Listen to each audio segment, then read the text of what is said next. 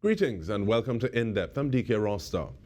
Agriculture and business consultant, entrepreneur, and scientist Riyadh Mohammed. He joins us to continue discussing the recent budget presentation.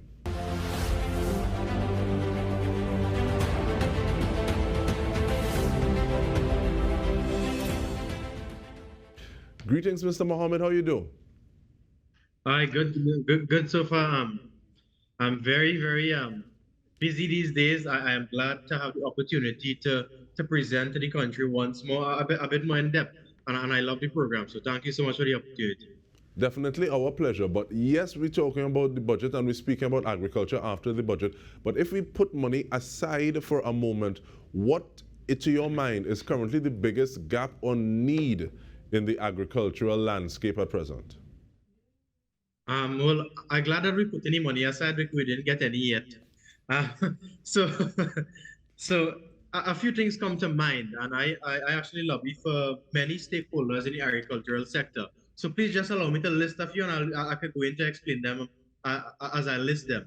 All right. So one of the things we want to talk on the agenda today is larceny and how that has impacted the farming community, both for crops and livestock. All right. We want a bit more investment into that department because farmers invest so much time, effort, resources, financial and otherwise, on their plots and farms, and it's very hard for them to lose those agricultural commodities after waiting so long. So, larceny is something I think we need to definitely look at. In addition to speeding up the land tenure documentation process, many farmers are also waiting for these land tenure documents to get their business plans in order and go to the ADB or go into the loan institutions or even access grant facilities, incentives or subsidies. So not having those land tenure documents really hold you back in the food production sector. What I'm a bit proud of is the allocation for to eradicate or to help eradicate the giant African snail. What I would also want to ask for or some money to be invested in is for other agricultural pests. For instance, the locust, the red palm mite, the tomato leaf miner. All of these are agricultural pests that plague our farmlands. Right. What I think we should also focus on is drainage and flooding, especially in the rainy season. Now, it really occurs in the rainy season, but that does not mean we can't clear those channels and canals in the dry season and prepare. On the other side of stuff, farmers in the dry season also would like to get permits from WASA and get those ponds dug so that they could have the water retention capacity to grow food in the dry season, which for me is actually the better time to produce food. All right, so those are the things we need to look at. A few more points I'd like to note, please. One thing I'd like to lobby for sure is to get the livestock and livestock products board reinstalled. When we have this board installed, that will be the statutory voice of all the livestock farmers. All right.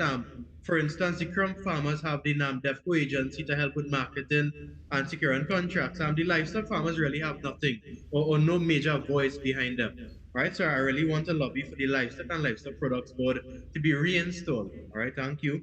I just want to add on a few more points, if you will. We in the livestock sector also require genetic stock to expand our flocks and herds. Even the services of the artificial insemination unit is a bit deprived with regards to human resource and vehicles and the resources are so stretched in the public sector that they can't really satisfy the demands of the private sector. So all of these things I would like to bring to the forefront. I love the drive. I love the drive towards exporting local produce from Trinidad and Tobago to the international markets. But if we don't have the proper infrastructure or enough infrastructure in place, how could we then handle the volumetric flow of locally produced commodities to reach that international market? So I believe we should focus a bit more on on export marketing facilities and ports in particular. I would also like to lobby for our organic certification body for food in Trinidad and Tobago, right?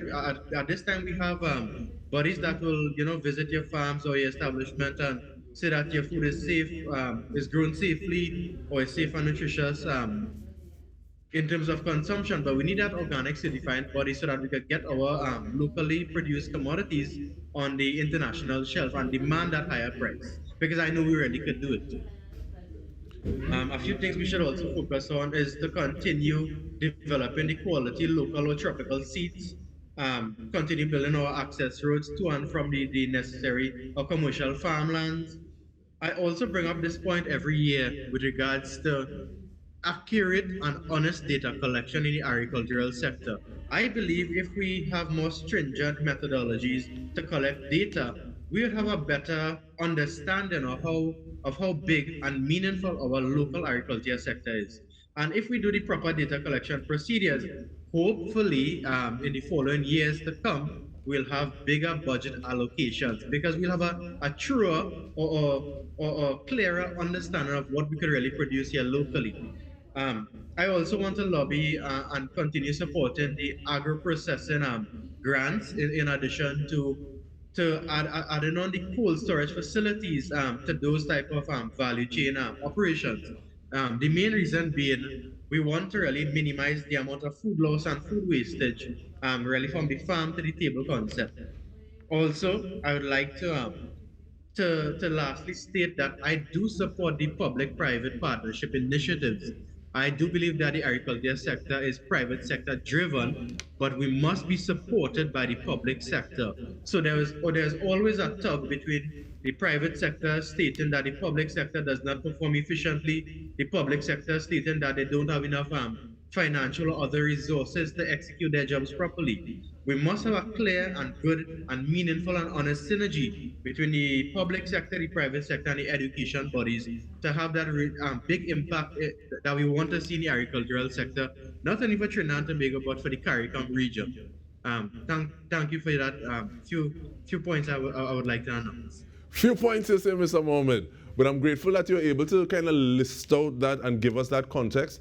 And there's a few things that you said, but the importance of representative bodies in the last 2 minutes we have on this side of the conversation, how important is that? And I say that because if you have representative bodies for, say, like livestock, small ruminants, sometimes what it feels like to me on the outside looking in is that there would be some individuals who they have some friends or they have some groupings or they have a voice and people reach out to them. But as opposed to saying the entire grouping that falls under this, so small ruminants or livestock in general, or this grouping, this is what we are thinking, or being able to lobby for that data collection that you spoke about, the research and development, possibly being able to speak to other ministries, so like Works and Transport, local government, so some of that work that you spoke about with regard to water storage and water control can be done. Where are we with that? How best do you think we can move forward in a quick manner? Okay, so let me just answer the one or two questions, maybe one by one. All right, so with regards to the livestock sector, the Livestock and Livestock Products Board is supposed to be a team of, I believe, 7 professionals, experts and scientific and technical experts, qualified experts, not only certified experts, but qualified, to represent each of the livestock fields. So like the sheep and goat, which are the small ruminants, the dairy industry, the beef cattle industry, the monogastric industry, which would be your broilers, your table egg producers, your rabbits, your pig farmers, horses, or any other domestic type of meat that we consume. So the Livestock and Livestock Products Board is supposed to be that agency, sorry, to represent all livestock farmers with regards to the feed and input supplies, the import and export permits, the transferring of semen or embryos in and out of the country, the transportation and sharing of good genetic stock. So that board will actually champion for all livestock farmers going forward. So I really think we should invest in getting that board back up.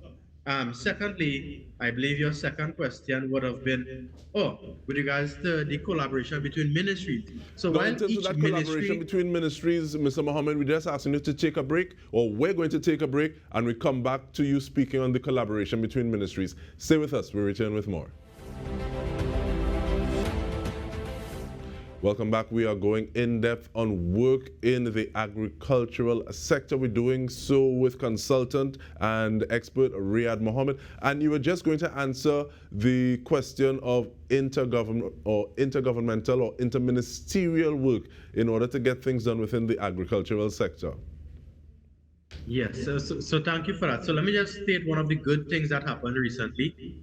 I have observed that the Ministry of Trade is lending great support to the Ministry of Agriculture. In addition to the Ministry of Youth Development is given good support as well to the Ministry of Agriculture, Land and Fisheries. Now, while that is a good thing to drive the food production initiatives home, one of the disconnects I have seen in the last few years was the disconnect sometime between the Ministry of Agriculture and the Ministry of Works, where farmers on the ministry side would have need pumps from the Ministry of Works, and sometimes things don't happen in a timely manner. And each ministry sometimes will say, well, this is not my responsibility because we don't do agriculture. And then this one will say, well, we don't do engineering. So these are the type of disconnects we need to put together to make sure that we really I think our transformer just boosted. Sorry about that. Yes. So these are the kind of things we need to put together to make sure that we serve all the stakeholders of the food production sector. And looking at the Ministry of Youth Development and National Service, what kind of impact do you think that has on just the mindset of trying to get new individuals into that farming life, thinking about agriculture as a possible career choice? How important is that to you? I think that's very, very, very important. I think if I am eligible to be a youth star, I'm 31 years old, so I believe I fall under that age bracket. So I do support the drive towards sending youth in the career direction of the entrepreneurship and role to become businessmen and women in the agri sector all along the value chain. So I do support that. Now, what some of the concerns of the current farmers in the system who don't fall within that age bracket, every guy calls Riyadh. Why are we focusing so much on youths and not on the current farmers in our system? And sometimes I have to respond and say, there are incentives for people over the age of 35 and there are incentives for people under the age of 35. And if you read about the agri-incentive grant and these homestead initiatives, the Ministry of Agriculture and most other ministries try to help all the vulnerable groups and all groups involved in food production and nutrition security. And the potential of different models and business plans, because there are individuals that we've spoken to where they're farmers collectives. So 1 week or 1 weekend we may be on Old Farmer Brown's land, another 2 days we may be on Farmer Mitchell's land. And so especially when you have more intensive jobs to do, so you rotate that work and then you maintain and look at your plans and stuff like that. Are there other business models or plans that we might want to be paying more attention to, working towards food security? I think we have generally all the correct things in place. What we need to ensure that we do is to have efficiency in each of the departments that is willing to help towards the greater ultimate goal.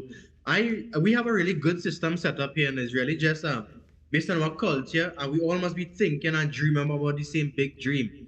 Just not work to your work that 8 to 4 job and go and say, well, okay, work done, I done too. We need to think about our future generations, and when you are inspired and passionate about that, I think that will make you or ensure that you have the energy to work in your department and all departments to really drive the major goals home. And in terms of those major goals, building capacity, because one of the things you do as a consultant is webinars, you teach, you all sorts of things. You just doing the most, Mr. Mohammed. But how do we kind of build capacity as a collective so that it's not just this farmer or that farmer who has the best practice and everybody else kind of basically trying to play catch up? Right. So what we don't do here often, we have plenty lecturing programs, education programs, training programs. What we don't have is mentorship programs. And earlier you would have heard me state the difference between certification and qualification. Now, many of our older farmers have techniques and information and skills that you will not find documented in the university theses, right? But they can teach us skills. So what I want to advocate for is more mentorship programs to get the real big commercial experts on board, the older farmers, quote unquote, to teach us, the young generation, all that they know so that we could join that with our technology and digitization to push the entire sector forward. That's what I think we should do. And in this, the last period of time that we have, I want us to speak a little bit about the importance of agro-processing and increasing links up the value chain from initial production. So it's not that we just take something out of the ground, shake the dirt out of it, and say, okay, this is the only way we're selling it. Right. So I really advocate for agro-processing a whole lot because raw material production is part A of solving some problems. Part B is to make sure that we store the nutritional value of the foods that we produce for a longer period of time, and that is really ensuring more food security. So initial food production is temporary food security. A more permanent form of food security is really adding value, securing the nutrients and preserving those foods in a healthy way to ensure that we have those stores going forward. So I really advocate for agro-processing, cold storage, and really trying to understand the logistics, distribution, and quality requirements of the dietary requirements that people need. Meaning that we grow cassava, we grow sweet potato. Okay, what's the next best thing that we could do? We could sell it raw, fresh.